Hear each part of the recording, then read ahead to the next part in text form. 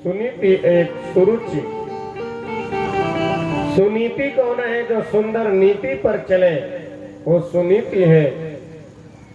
और सुरुचि यानी जो अपने मनमानी ढंग से कार्य करे वो सुरुचि है।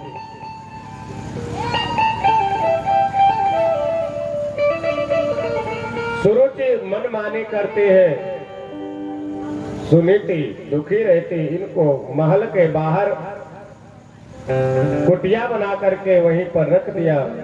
महाराजा उत्तानपाद जाते थे मिलने के लिए और बहुत कम समय में एक सुंदर बालक को जन्म दिया सुनीति माँ ने, जिसका नाम भक्त ध्रुव पड़ा। बोले श्री ध्रुव जी महाराज के, श्री ध्रुव जी महाराज के। जाये उत्तानपादस्य सुनीति सुरुचिस्तयोः, सुरुचि प्रेयते प्रेत्युर् नेतराय सुतो ध्रुवः।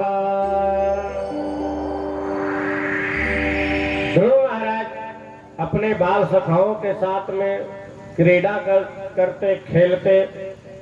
सबके पिता आते, कुछ न कुछ गिफ्ट सामान लेकर आते, लेकिन ध्रुव जी के पिताजी नहीं पहुंच पाते थे। ध्रुव जी ने अपने माँ से पूछा, माँ मेरे पिता कौन है?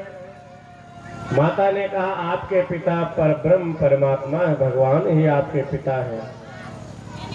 जब और बड़े हुए 5 वर्ष की अवस्था हुई तो ध्रुव महाराज जी ने कहा, माँ वो तो सबके पिता हैं भगवान परम पिता, लेकिन मेरे लौकिक पिता कौन है? तब माँ ने बतलाया कि बेटा इस राज्य के जो राजा है ना वही तुम्हारे पिता हैं। अब तो हमारे खुशी के ध्रुव महाराज जी उछल पड़े कि इतने बड़े हमारे पिता हैं, मैं उनका पुत्र हूं, तो आज अवश्य मैं मिलने के लिए जाऊंगा। और महाराज अपने बाल सखाओं के साथ मिलने के लिए चल पड़ते हैं। ध्रुव जी महाराज राज सिंहासन पर इनके पिता उत्तानपाद विराजमान है। जैसे ही गोदी में ध्रुव महाराज जी को बैठाना चाहा, तुरंत वो सौतेली माँ सुरुचि आ गई, हाथ पकड़ करके झिटक देती है। ध्रुव तुम इस सिंहासन में बैठना चाहते हो, इस जन्म में ये मनोरथ मनोकामना तुम्हारी पूर्ण नहीं होगी। यदि तुमको सिंहासन पर बैठना है तो पहले जा करके भगवान की तपस्या करो, और तपस्या से जब प्रसन्न हो जाएंगे तब वरदान मांग लेना कि अगला जन्म मेरा सुनीति माँ के गर्भ से नहीं, सुरुचि यानी मेरे जब पेट से तुम जन्म लोगे तब इस गद्दी पर बैठने के अधिकारी बनोगे। आज बहुत बड़ी बात कह दी। ध्रुव महाराज ये क्षत्रिय कुमार है, सिसक सिसक करके रोना चाहते हैं, लेकिन आंसू भी तो नहीं निकल रहे हैं। आंसू की कीमत कौन समझने वाला है?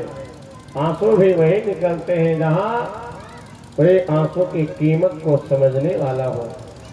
जैसे बेटे को कोई बालक को डांट दिया, कोई मार दिया, मारा दोपहर में है, लेकिन जब शाम को अपने माता पिता के पास पहुंचते हैं वो बालक तब थपक कर करके रो पड़ते हैं, मम्मी मम्मी मुझे इन्होंने मारा था।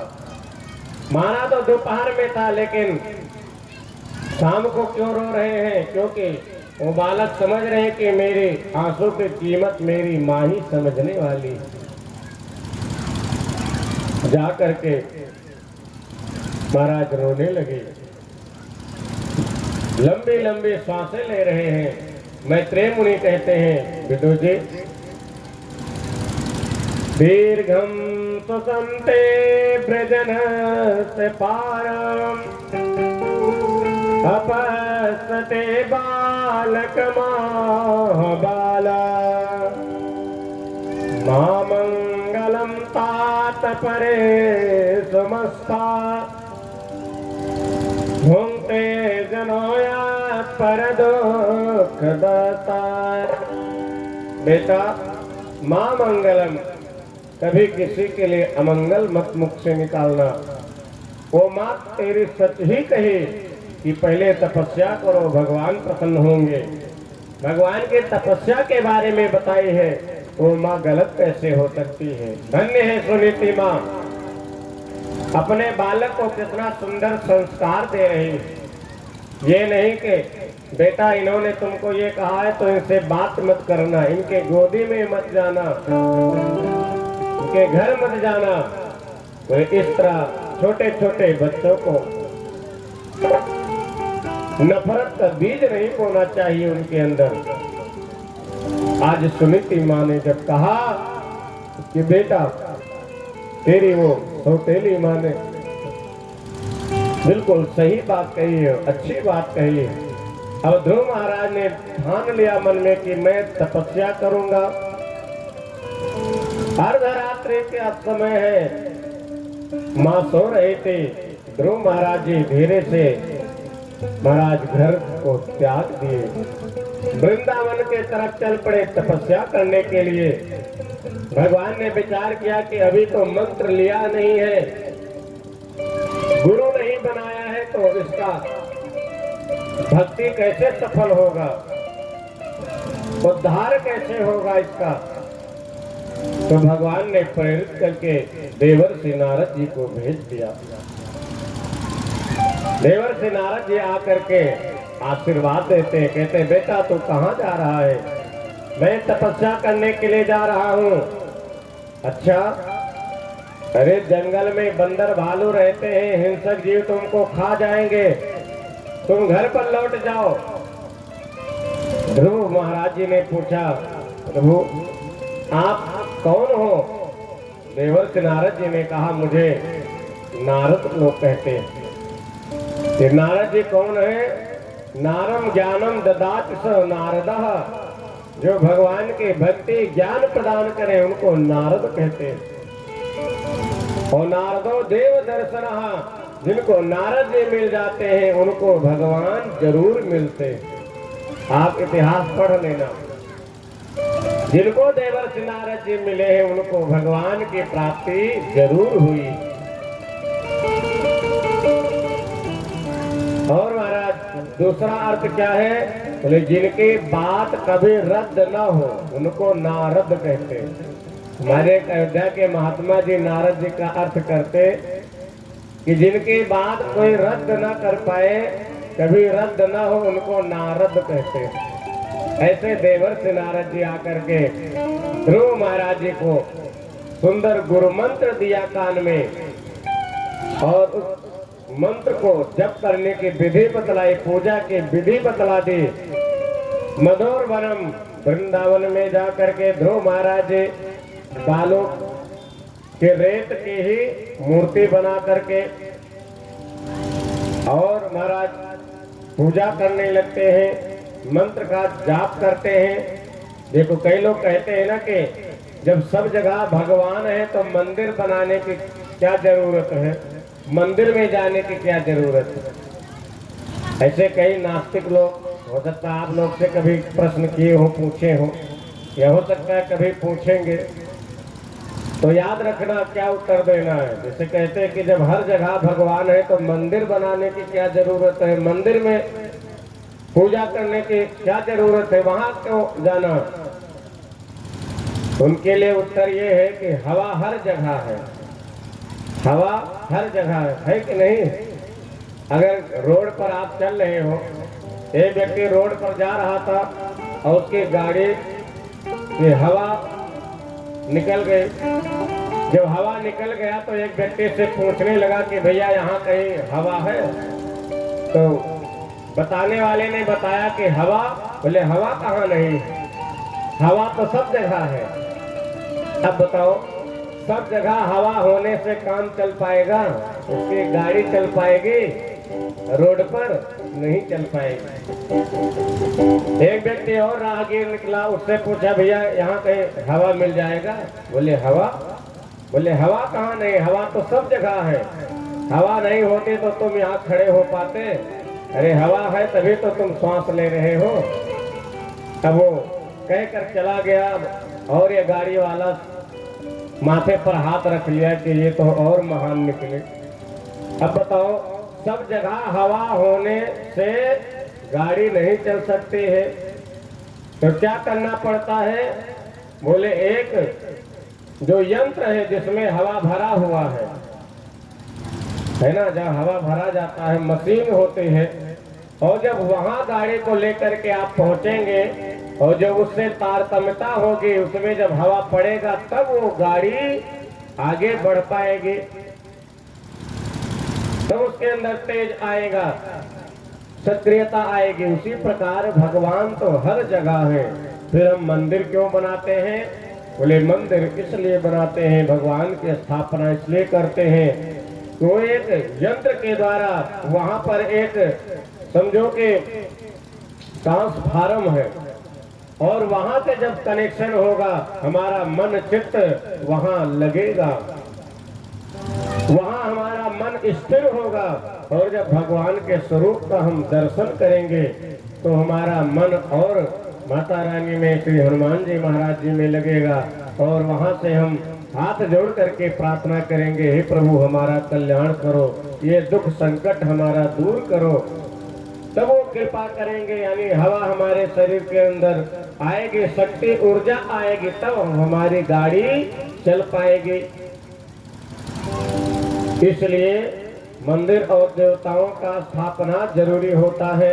यहाँ पर भी भलवा ग्रामवासी बहुत ही सुंदर मंदिर का निर्माण कराए हैं, सुंदर टाइल्स और जो मंदिर की डिजाइन है, आरती करने के अद्भुत। महाराज जी बड़े बड़े शहरों में देखा जाता था, लेकिन यहाँ छोटे से गांव में भी आरती करने वाली जो ध्वनि यंत्र है, मशीन है, बड़ी अद्भुत है। यहाँ की व्यवस्था और यहाँ के भक्त बड़े ही प्रशंसनीय है, जो कितनी सुंदर तैयारी करके और दिव्य भव्य रूप से यज्ञ के माध्यम से स्थापना करा रहे हैं। बोले श्री यज्ञ नारायण भगवान की जय। एक व्यक्ति मंदिर में आरती सजा करके जा रहा था, आरती करने के लिए मन उसका प्रसन्न था, ओम जय जगदीश हरि भाव खूब भरा हुआ था कि अभी आरती हम करेंगे। और बीच में एक नास्तिक व्यक्ति मिल गया, विधर्मी। उसने कहा कहाँ जा रहे हो? बोले हम भगवान के मंदिर में पूजा करने के लिए जा रहे हैं, जिन्होंने मुझे बनाया है, जिन्होंने मुझे सब कुछ दिया है, उनकी पूजा करने के लिए जा रहे हैं।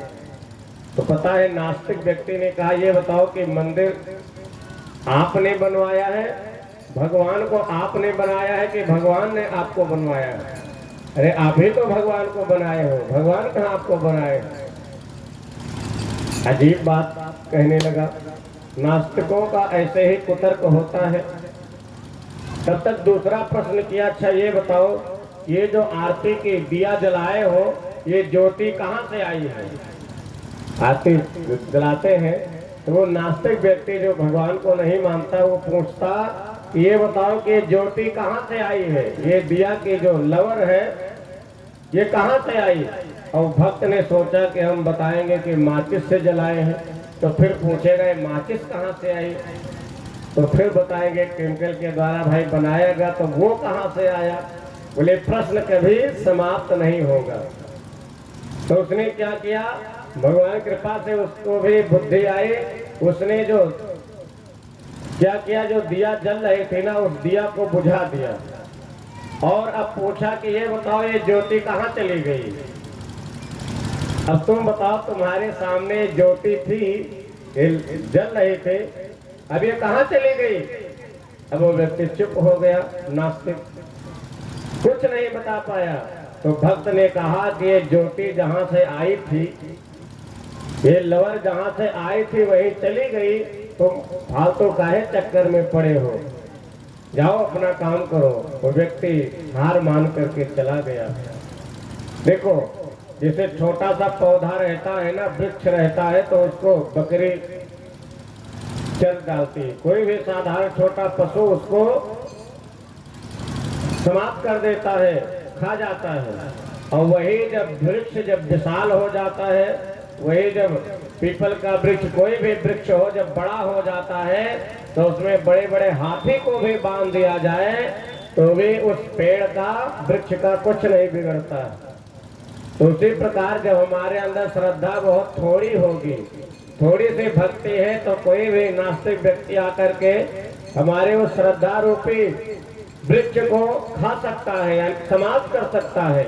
लेकिन जब वही हमारी श्रद्धा और भक्ति विशाल हो जाएगी, विशाल वृक्ष के समान हो जाएगी, तो बड़े से बड़े भी नास्तिक लोग आकर के और कुछ बिगाड़ नहीं पाएंगे, यानी हमारे मन को, हमारे धर्म को विचलित नहीं कर पाएंगे, वो हमें दिग्भ्रमित नहीं कर पाएंगे। इसलिए अपनी श्रद्धा और भक्ति को विशाल वृक्ष के समान रखना चाहिए, थोड़ा सा पौधे के समान नहीं रखना चाहिए। बोलिए भक्त भगवान के। श्री ध्रुव जी महाराज बड़े सुंदर है, छोटे से, अभी 5 वर्ष की ही अवस्था है। कोई 5 साल का बेटा बेटी भगवान की पूजा करने लगे, आरती करने लगे, तो पीछे माता पिता को देख करके कितना अच्छा लगता है। कोई बच्चा भगवान को प्रणाम करने लगे छोटा सा, तो मन प्रसन्न हो जाता देख करके, देखो अभी से कितना भक्ति में लग गया है।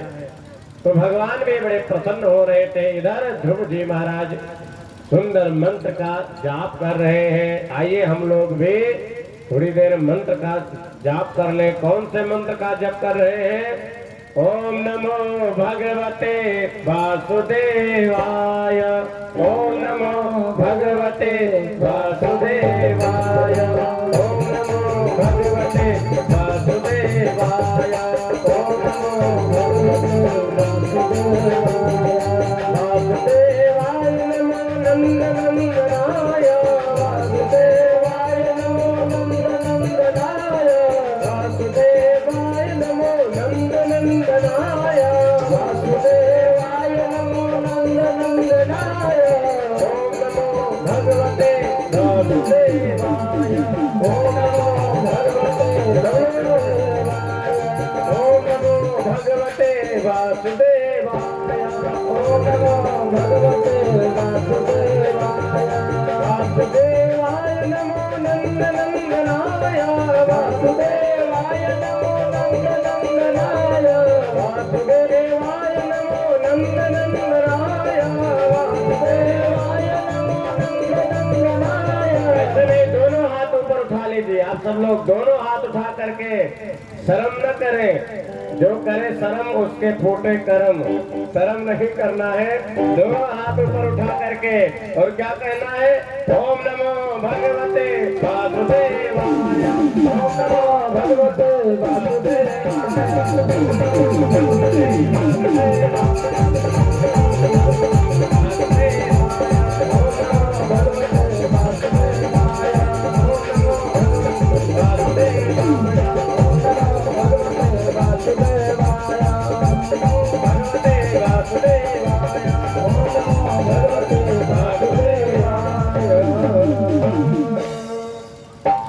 बहुत ही सुंदर ये मंत्र है।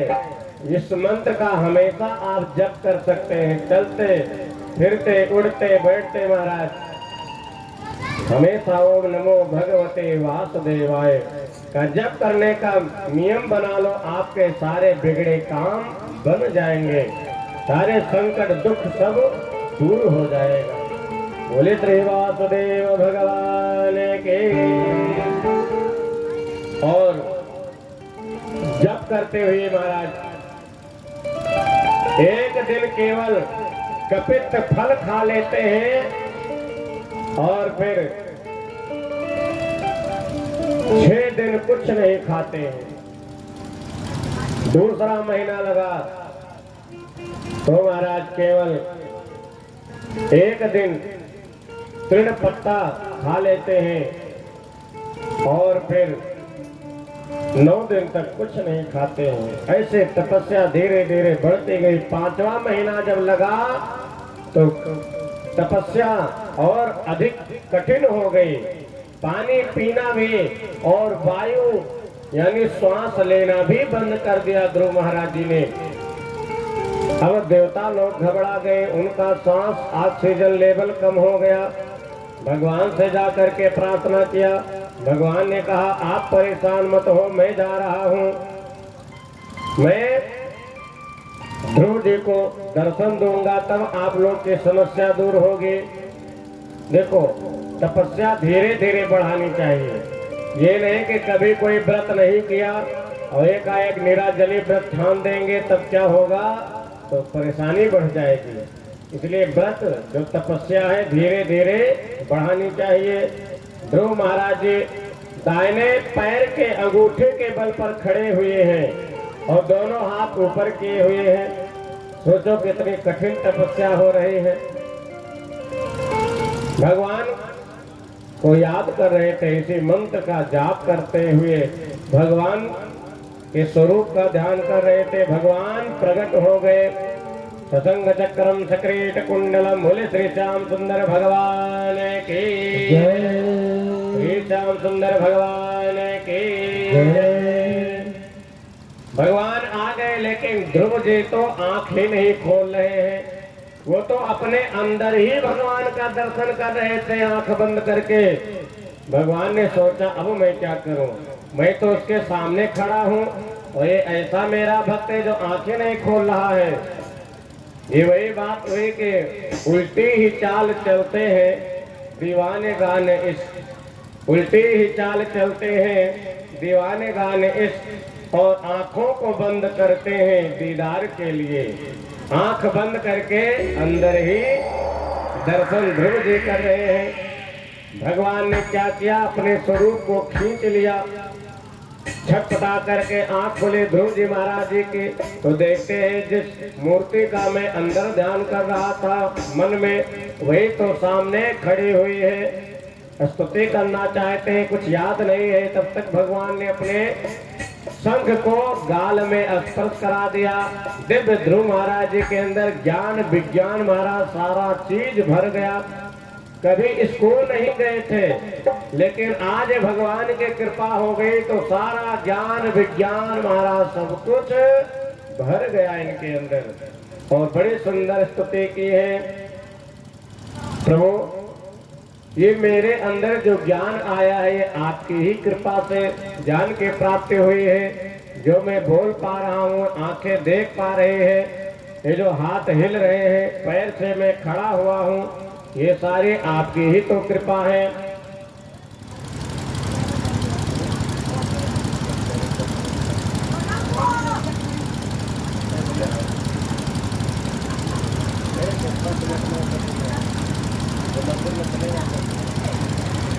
योऽन्तः प्रविश्य मम वाचमिमां प्रसुप्तां सञ्जीवयत्यखिल शक्तिधर स्वधाम्ना अन्यातः च चरणश्रवणत्वगादीन् प्राणान्नमो भगवते पुरुषाय तुभ्यम्।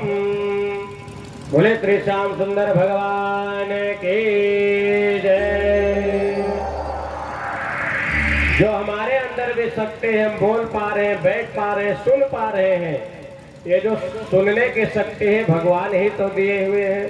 कई लोग बहरे हो जाते हैं जिनको सुनाई ही नहीं देता है, आंख नहीं है, दिखाई ही नहीं दे रहा है। तो हमें शरीर से स्वस्थ किए हैं तो भगवान की ही तो बड़ी कृपा है, उनको धन्यवाद देना चाहिए।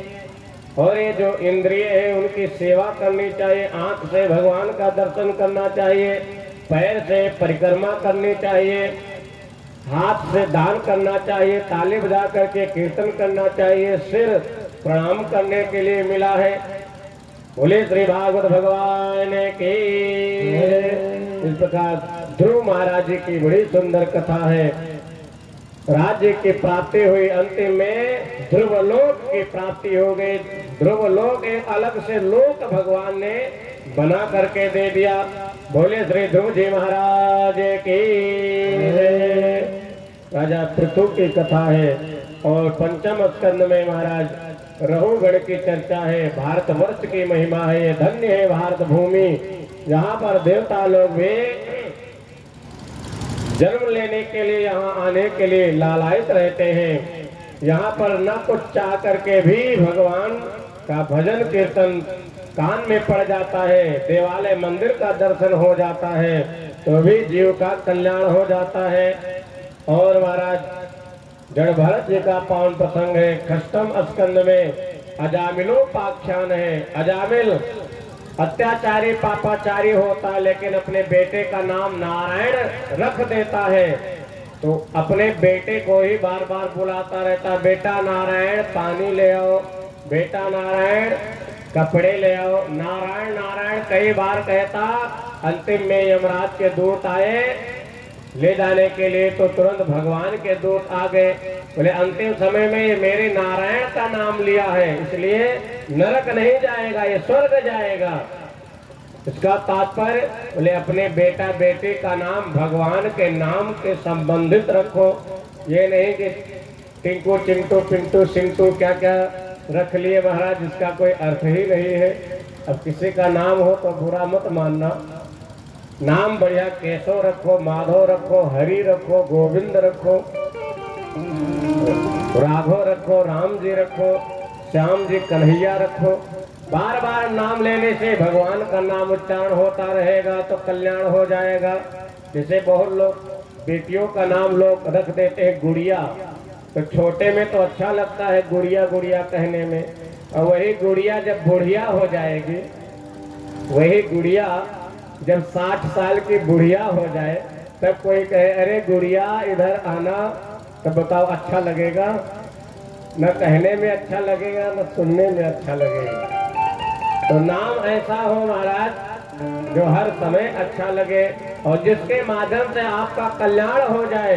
ऐसे याद रखना, जिनका नाम रख दिए वो तो ठीक है, लेकिन जो आने वाले बच्चे हैं बच्चियां हैं, उनका भगवान के संबंधित नाम रखो।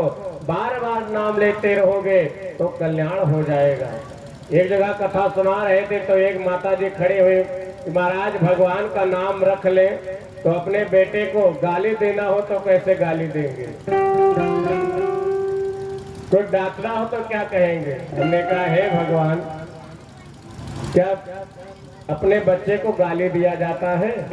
अरे कम से कम भगवान का नाम रख लोगे तो आपके मुख से गाली नहीं निकलेगी। मेरे भगवान का नाम है तो उस गाली से भी तुम बच जाओगे, कितना बड़ा लाभ होगा। बोले श्री भागवत भगवान की जय। सप्तम स्कंद में भक्त प्रहलाद जी की कथा है। प्रहलाद जी की भी बड़ी अद्भुत महिमा है, बहुत लंबी कथा है, लेकिन हम लोग को जन्मोत्सव तक पहुंचना है और फिर समय से कथा को विश्राम देनी है। सारांश मात्र समझ लो, हिरण्यकश्यपु का पुत्र है भक्त प्रहलाद, बहुत प्रताड़ित किया गया, आकाश से ढकेला गया, विष पिलाई गई। और होलिका महाराज, होलिका को वरदान प्राप्त था कि मैं लेकर के बैठ जाऊंगी तो मैं जलूंगी नहीं, बाकी सब जल जाएंगे। चिता लगाई गई और चिता में बैठ गए होलिका भक्त प्रहलाद को मारने के लिए, लेकिन धू धू करके होलिका तो जल गई। अपने से ही आग लगवाई थी, होलिका तो जल गई, लेकिन भक्त प्रहलाद जी को लगा कि हम एयर कंडीशन एसी रूम में बैठे हुए, उनका एक बाल का बांका भी नहीं हुआ।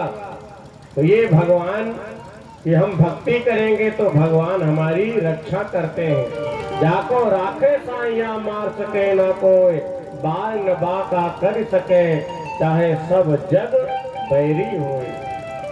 और उसी दिन से भक्त लोग होली उत्सव मनाने लगे कि भक्त प्रहलाद जी की रक्षा हुई और राक्षसी जल करके राख हो गई, क्योंकि भक्त को मारना चाहते थे। इसलिए भगवान ने क्या किया? भस्म कर दिया। जो भगवान के भक्त को अपमानित करता और उनको मारना चाहता है, भगवान ही उस दुष्ट को समाप्त कर देते हैं। इस प्रकार भक्त प्रहलाद जी की सुंदर कथा है। नृसिंह भगवान प्रकट हो जाते हैं खंभा फाड़ करके, बोले नृसिंह भगवान की।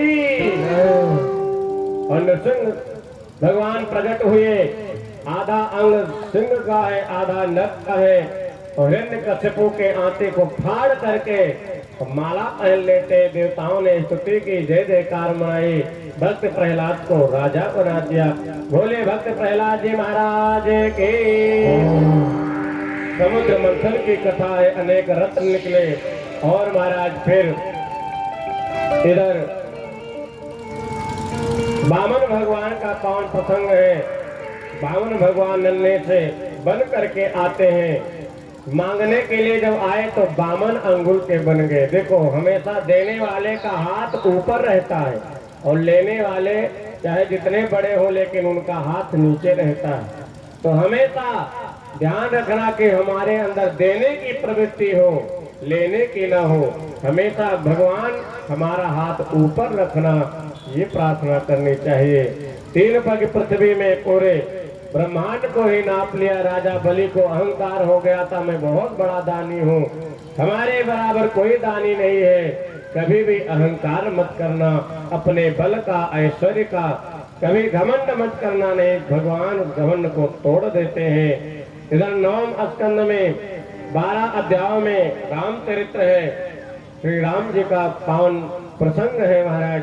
तो हम अयोध्यावासी हैं, राम कथा कहाँ से प्रारंभ किया जाए, कहाँ पर समापन किया जाए, ये बड़ी समस्या होती है।